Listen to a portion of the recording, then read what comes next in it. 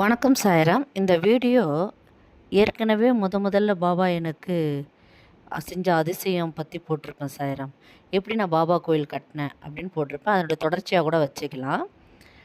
என்னென்னா, இந்த வீடியோவில் என்ன போட்டிருக்கேன்னா, பாபா எனக்கு நேரில் வந்து என் கையில் ஒரு ஃபோட்டோ கொடுத்தாரு.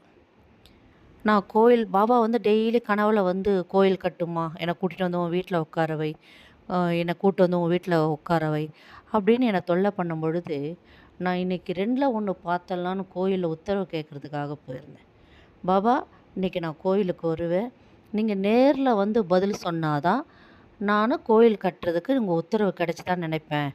இல்லையா நான் கோயில் கட்ட மாட்டேன், கோயிலை விட்டு வெளில போக மாட்டேன் அப்படின்னு நான் கோயிலுக்கு ஆர்த்திக்கே போயிட்டேன். அதான் ஏற்கனவே போட்டிருப்பேன் சாய்ராம். ஆர்த்தியில் ஒரு பெரியவர் வந்தார். அவர் உட்காந்து என்னையே பார்த்துட்டு இருந்தார். நான் ஆர்த்தி முடிஞ்சோடனே எல்லாருமே போயிட்டாங்க. அந்த பெரியவரும் போயிட்டார். யாருமே கிடையாது கோயிலில். நானும் பாபா மட்டும்தான்.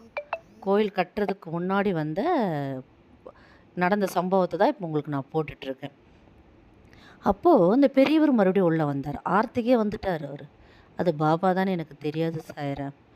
அவர் முகத்தில் 1000 பல்பு எரிஞ்சால் எப்படி ஒளி இருக்குமோ அப்படி இருந்தது சாய்ராம். ஒல்லியா, உயரமாக, அழகான முகம், காவி உடை. அவர் ஒரு சிட்டிகை அடித்து என்னை கூப்பிட்டார் பாருங்க. என்னை கூப்பிட்றதுக்கு முன்னாடி குருஜி உள்ளே வந்தார். மேலே ஏறினார். நான் கொண்டுட்டு வந்த பூவை கிரீடத்தில் வச்சுருந்தார். அந்த பூவை எடுத்து அவர் கையில் பெரியவர் கையில் கொடுத்தாரு. அவரும் பின்னால் போயிட்டார். பாபா எல்லாரையும் வாஷ் அவுட் பண்ணிட்டார். அப்போது என்னை சிட்டிகை அடித்து ஒரு கூப்பிட்டார் பாருங்க. கூப்பிட்டு, நீ ஏன் அழுவுற, எதுக்கு அழுவுற, பெரிய காரியம் செய்கிறதுக்காக நீ வந்திருக்க, துணிஞ்சு இறங்கி செய், உன் கூட நான் இருக்கிறேன் அப்படின்னு அவர் பேக்கெட்லேருந்து ஒரு ஃபோட்டோ எடுத்து கொடுத்தாரு சார்.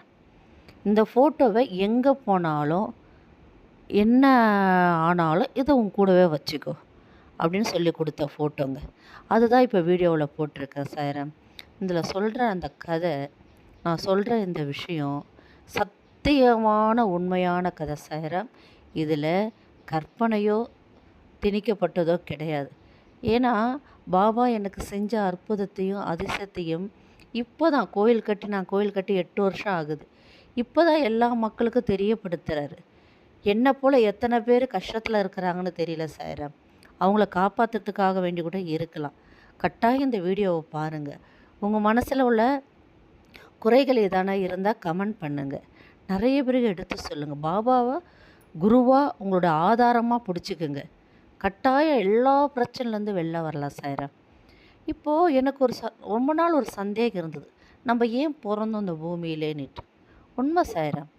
அப்போது சிவபெருமான் உத்தரவால் உத்தரகோசைமங்கை கோயிலுக்கு நான் போயிருந்தேன்.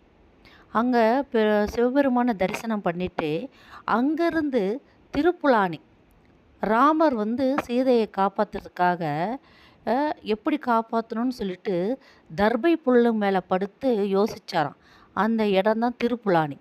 அந்த கோயிலுக்கு நான் போயிட்டுருக்கும்போது அன்னதானத்துக்காக காத்துட்டு இருந்தேன் சாய்ராம் நான். அப்போ ஒரு வயசான பாட்டி என்னை கூப்பிட்டு உட்கார சொல்லிவிட்டு, போன பிறவியில் நீ குருவுக்கு சேவை சரியாக செய்யலை, அதனால தான் இப்பிறவி எடுத்து குருவுக்கு முழு சேவையை செய்ய வந்திருக்கிற அப்படின்னு அவங்க சொன்ன உடனே என் கண்ணில் கண்ணீர் கடல் போல் கொட்டுச்சு. பாபா எனக்கு இந்த உபதேசம் பண்ணதான் சிவபெருமான் என்னை உத்தரகோசமங்க கோயிலுக்கு கூப்பிட்டு அங்கேருந்து திருப்புலானிக்கு ராமரை தரிசனம் பண்ணி அங்கே எனக்கு நீங்கள் சொன்னீங்களா அப்படின்னு பாபாவுக்கு அப்போவே நன்றி சொன்ன சாய்ராம்.